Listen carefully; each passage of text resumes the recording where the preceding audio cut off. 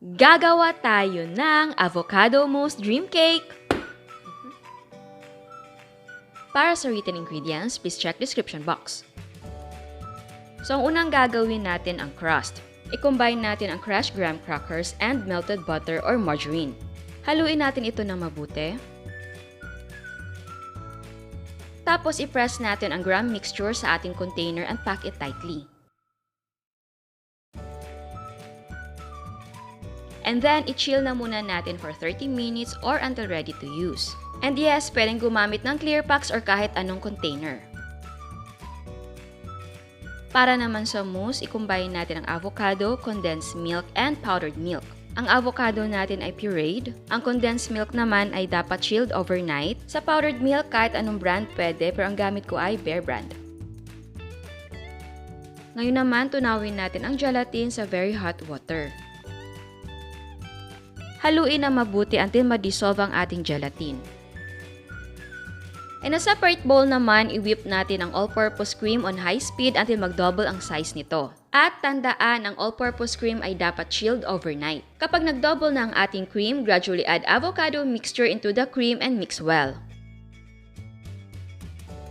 Ito'y optional lang, para matingkad ang kulay, maglagay tayo ng green and yellow food color. Again, pwedeng hindi na maglagay kung pambahay lang naman. Pero kung ibebenta mo, para sa akin, mas maganda kung matingkad ang kulay ng ating mousse para mas attractive. At isabay na rin natin ang dissolved na gelatin. Tapos, ibuhos na natin ang avocado mixture sa ibabaw ng ating crust. Takpan at i-chill natin overnight. Kinabukasan naman, mag-melt tayo ng white chocolate. Yes po, pwedeng gumamit ng dark or milk chocolate. Etong brand pala ang gamit ko na white chocolate. Eto kasi madaling ma-melt, maganda yung texture at hindi hassle. Ayan, melted na ang ating chocolate. Palamigin na muna natin. At kapag malamig na, mag-spread tayo ng thin layer ng white chocolate sa ibabaw ng mousse. Tapos ilagay natin sa chiller until mag-set ang chocolate. Maglagay din tayo ng thin layer ng crushed graham crackers. And yes, pwedeng gumamit ng cake crumbs. Tapos, takpan natin at i-chill until ready to serve. So ayan, eto na ang ating avocado mousse dream cake. Pero bago tayo mag-taste test, sa hindi pa nakasubscribe, please subscribe sa ating YouTube channel and please click the notification bell and please click all para ma-notify kayo sa lahat ng uploads.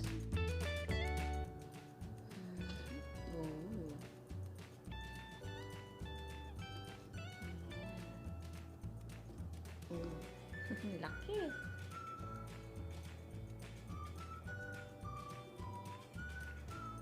Ayan. Ayan, tikman na natin.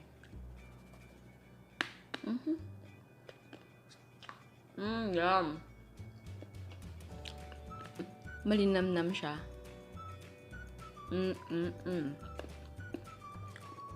Masarap yung combination niya sa ating white chocolate. Gusto ko.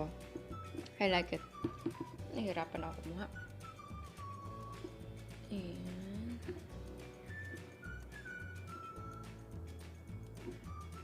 Ang sarap niya talaga. Hindi masyadong matamis yung ating white chocolate, kaya okay lang. At yung ating mismong avocado mousse ay hindi naman din ganun katamis. Ang laki lagi na kukuha kong slice.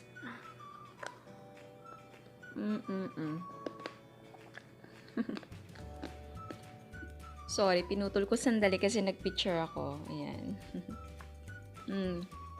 Ang sarap talaga. Alam mo yung creamy, smooth, tapos andun yung flavor talaga ng avocado. Alam mo yun? Sarap. Yan o.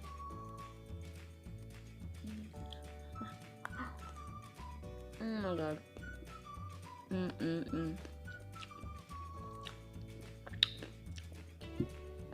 And hindi po siya mapait kasi ang gamit natong avocado ay evergreen.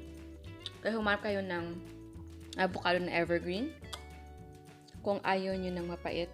Kasi ako ayaw ko talaga ng mapait. May avocado kasi talaga na mapait. At maraming ayaw ng ganun. Isa na ako dun. Ang sarap.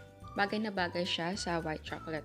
Yun nga, kung ayaw nyo na masyadong makapal yung chocolate, ay pwede naman na manipis lang talaga yung ilagay mo. Sa lasa, wala akong problema. Pero syempre, sa kapal niya, pag break mo ng ganun, medyo mafa-flat yung mousse mo. Pero, sarap. Alam ko, marami ng avocado ngayon sa market. So, pwede kayong gumawa ng kahit anong recipe ng avocado. Itong avocado mousse, or yung ice cream, or avocado ground float. So, ayan. Sana nagustuhan niyo ang recipe natin ngayon. Nag-enjoy ako. Sarap niya. Ciao! At eto ang mga prices ng ating mga sangkap. Sa recipe ito, makakagawa ka ng 5 clear packs. Ang cost per yield ay 61 pesos and 50 cents. Pwede mong ibenta ng 100 pesos ang isang pack. Again, ang selling price ay magdidepende kung magkano ang presyo ng sangkap sa inyo. At bago ako magpaalam, may another dose of inspiration. Eto ang Kamote Delight ni Miss Mary Chris. Eto naman ang kanyang Cathedral Window Chocolate Cake.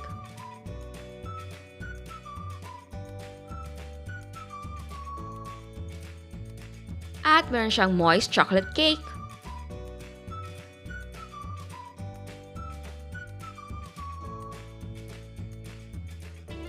Eto naman ang mga no-bake chocolate cake ni Miss Brosas.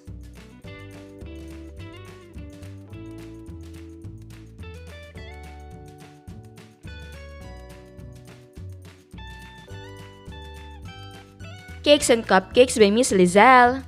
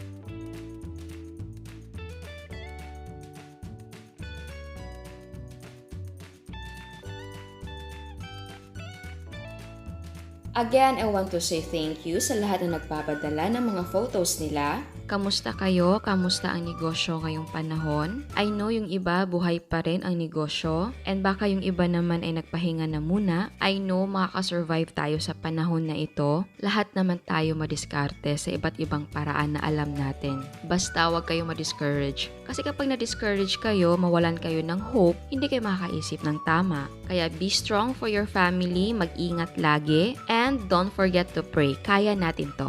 Again, salamat sa suporta at sa mga hindi pa nakasubscribe, please subscribe sa ating YouTube channel and please click the notification bell and please click all para ma-notify kayo sa lahat ng uploads. And please don't forget to like our Facebook page and follow us on Instagram. Thank you!